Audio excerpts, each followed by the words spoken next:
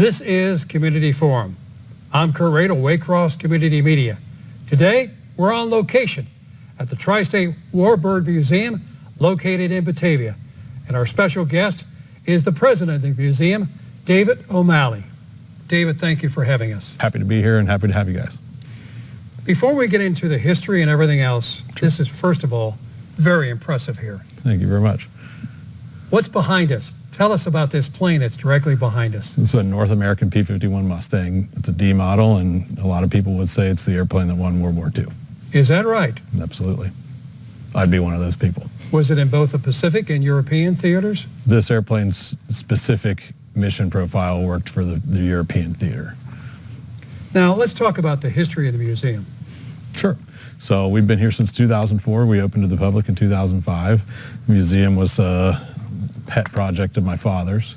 He kind of saw a need in a hole in the American education system where the stories of World War II veterans were kind of getting lost in the pages of history books, and had some friends who were World War II veterans and had them speak at my school, and watched a bunch of kids' eyes light up when they heard real human stories being told about World War II that were, something that they could really wrap their heads around a little bit more than facts and figures that they were being tested on in history books. And the human stories were things that they can connect to in ways that they hadn't been exposed to before. And so this idea for this museum came to be at that point and kind of started the snowball rolling down the hill to where we are today. Well, most people, young people particularly, it's Hollywood. That's the version they have of World War II, not what reality is. Yeah, absolutely. And, hearing the stories from real veterans' mouths and the harrowing things that they did in the name of protecting our country in that time is something that everybody can learn from, especially kids today who've never been exposed to that kind of stuff. What is your mission here? It's threefold. It centers on three words: preserve, honor, and educate. Preservation focuses on the aircraft themselves. We see them as, artifacts of history and things that we can learn from just as we can from the stories of the people. So bringing the airplanes back to life so we can see and hear what they actually were like in the air is tenet one.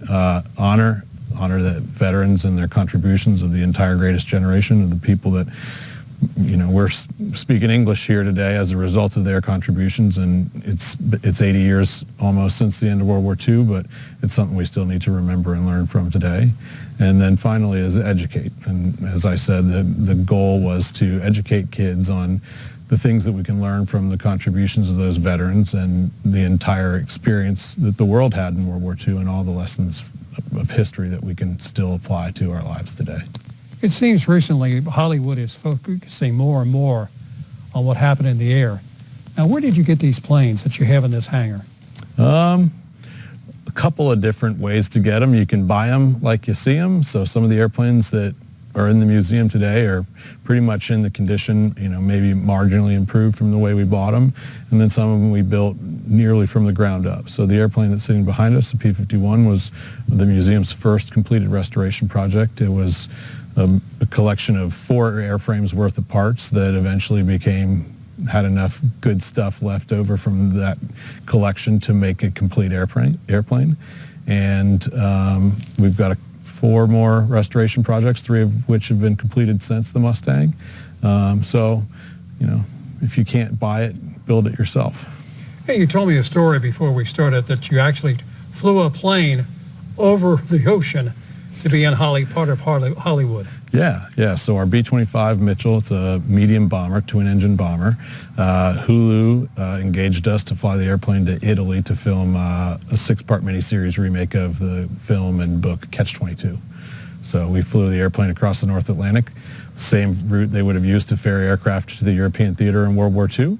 Spent 6 weeks there filming for the show and flew it back. You mentioned 2 planes. Give us a breakdown of some of the other aircraft you have here. So we have everything from liaison airplanes, so civilian aircraft that were repurposed for military duty. So we have 2 different Piper Cubs. We have a bunch of trainers, a PT-17 Stearman, an AT-6 Texan. We have one of our staff members has a PT-22 Ryan, which was a primary trainer. So then we've got fighters and bombers. We've got a P-40 Kitty Hawk single-seat fighter, a Focke-Wulf FW-190, a German fighter, kind of the German complement to the Mustang. We've got a Corsair restoration project that's maybe 65% of the way done, TBM torpedo bomber, all kinds of stuff. And they fly, most of them, or all of them? Everything is flying or on its way to. So right now, every airplane in the museum flies except the Corsair, which is in many, many pieces. You talked about the fact that Hollywood came knocking on your door again. In order for you to comply, you were going to have to tear the entire plane down. Share that story with us a bit. Yeah, so the Masters of the Air series that just launched earlier this year was about the air war in Europe, and they needed some enemy fighters. We've got one of very few Focke-Wulf FW-190. Ours is technically a replica, but one of the only flying examples around. And they called us, and I kind of explained that involving our airplane and their filming in Europe was going to be a lot, taking it apart and putting it back together and putting it on planes and shipping it across the world, and the conversation quickly ended. I can imagine that. Yeah. You also have some exhibits. One of them, the Doolittle raid. Tell us about that. Yeah, so the airplanes aren't the only exhibits in the museum. So certainly they're the ones that get the most focus, but we have exhibits all over the museum that are designed to in many cases, highlight contributions of local Cincinnati veterans. Tom Griffin was a Doolittle Raider. He was from Cincinnati, and the exhibit kind of focuses on his contributions, but to the entire Doolittle Raid as well. It was the first American attack on mainland Japan in 1942. It was kind of our first response, offensive response to Pearl Harbor. They took a bunch of B-25s and put them on an aircraft carrier, which if you're sitting next to a B-25, thinking about 16 or 17 of those airplanes sitting on a boat is pretty wild to even conceive of. But Jimmy Doolittle came up with this idea. He asked for volunteers to complete this mission, and it worked. We actually made an attack on Japan. It was a huge morale boost, more than anything for the American people of, we got attacked at Pearl Harbor. It was unexpected. It was, we did not expect American ground to be involved in World War II. And so to see that, offensive response was a big thing for the American people at the time. And if I remember the story correctly, the aircraft carrier had hoped to get closer to Japan. Yes. But they were spotted. Yeah. So they had to go sooner, meaning they couldn't get back. Share that story with us. Yeah, so they launched a decent amount earlier than intended, and it was, the mission from the get-go was volunteer-based. And again, once it was realized that they were spotted or potentially spotted, they didn't really know at the time. It was, calculations looked like the original intent of the mission was to land in China. China was an ally.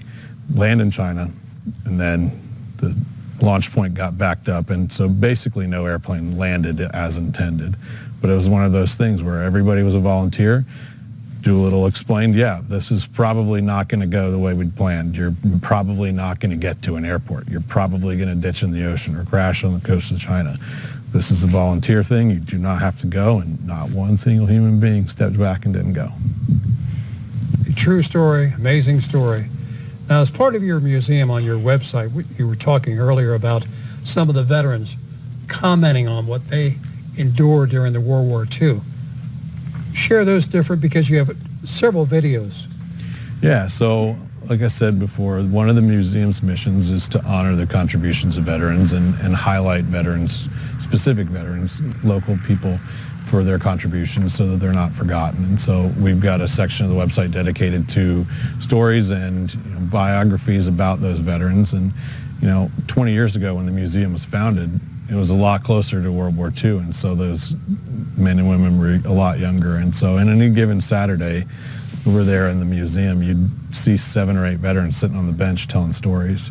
It was one of those things where family members would be shocked because they'd never heard their father or their grandfather talk about what they'd seen and done in combat, and this place brings it out of them. I don't know if it's because they feel, respected or, it's like a safe space or something, but it gave them a place to share their stories and, let them live on.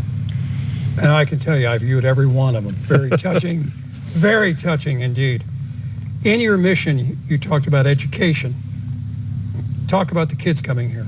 Yeah, so, you know, I'm 40 years old now. When the museum was founded, I was barely not a teenager, and I didn't fully get it at that point, but now I've got kids of my own, and I've got a pretty strong respect for education in general, but I've also got a lens into what modern education is like, and there's a lot of tugs and pulls and, you know, variables that go into it, but, you know, at the core, World War II isn't a focal point of modern history teaching anymore. It's kind of, you know, glanced over, and so we think it's way more important, and more value is there than what's being given to it. And so we're kind of like a offshoot school where we're teaching that part of history still. And you just don't leave it with the kids. You have a series for the adults. Yeah, absolutely. Life's about learning, and lifelong learning is important. Learning for adults is just as important as it is for kids. You know, if you learn something every day and broaden your perspective, you're going to be a better person as a result. And there's plenty of things that we have to teach adults, that, you know, little stories about history that they hadn't learned before, and, you know, broadening your horizon and becoming a better person is something we'd love to help anybody with. Going back to the kids, what is their reaction? Every kid's different, you know. Both of my kids have different things they like about the museum, and so it's really neat to see the things that resonate with different kids. And the good thing is there's so much that we have to teach from these aircraft, the stories of veterans, that we can find an interest point in any child, and, you know, broaden their view of something that's interesting to them, or something that they didn't know about before they got here. And it's really interesting and neat to watch it engage kids in ways that they weren't expecting. We keep talking about what's available on your website. You also have different events. Among them, what are your plans when it comes to Veterans Day?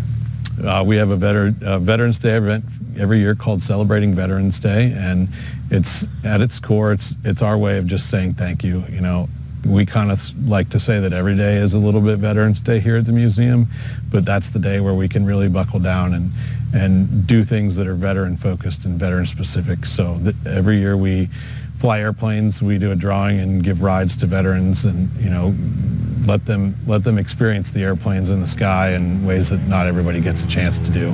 For those who are interested in the museum, and there should be a lot of people interested, I'm very interested. You have a website. What other social media platforms do you have, David? Instagram and Facebook are the big ones. The other ones, we didn't see a whole lot of, you know, response from the content that we were putting up there. So our focus is on Facebook and Instagram. Now, you're here in Batavia. Mm-hmm. How far have visitors come, generally speaking, to come to this museum? The longest travel distance that comes to mind, and it's probably the biggest number, period, is New Zealand. So our P-40 we restored as an actual Royal New Zealand Air Force surviving airframe. And so we had a lot of Kiwi fans that were waiting to see that thing get finished. And so once the airplane was done, we've had a bunch of people from New Zealand come to see her. David, during our conversation, you were talking about the New Zealand fighter. Yeah. It's right here. This is it. You tell us about this plane. So this is a Curtiss P-40M Kitty Hawk. So this is an airplane that we restored in-house. We finished it in 2016, took it to the Oshkosh AirVenture Air Show in Wisconsin. It won Grand Champion, which is their version of Best in Show. The goal for this airplane for the restoration was as authentic as possible, indiscernible from how it would have rolled off the factory floor in Buffalo, New York in 1943. And humbly, I think that our team did a great job of accomplishing that goal. Now, only the New Zealand Air Force use this? So this airplane was part of the Lend-Lease program. So before Pearl Harbor, during U.S. neutrality while the war was going on, one of the ways that we were tacitly contributing to the war effort was through the Lend-Lease Act, you know, giving materiel to our allies. So one of the ways that happened was with aircraft. The P-40 was one of those aircraft. So this airplane was built by Curtiss in New York. It was painted in its standard colors, taken apart, put in a box, put it on a boat, and shipped to New Zealand, where it served with the Royal New Zealand Air Force. Let's talk about the hours of operation when you're open. Sure. Wednesdays from 4 to 7 and Saturdays from 10 to 3 are our public hours, but we're open by appointment for group tours and all kinds of stuff like that. There's restoration staff and our education team and myself are here all week, so it depends on what you need, but we can usually make something work. This is truly an amazing facility. We thank you so much for having us and being a host. Oh, my pleasure. This has been a special edition on location at the Tristate WarBird Museum in Batavia. I want to thank our director, Tony, who helped make this production possible. I'm Kert Radel, Waycross Community Media. We'll see you next time.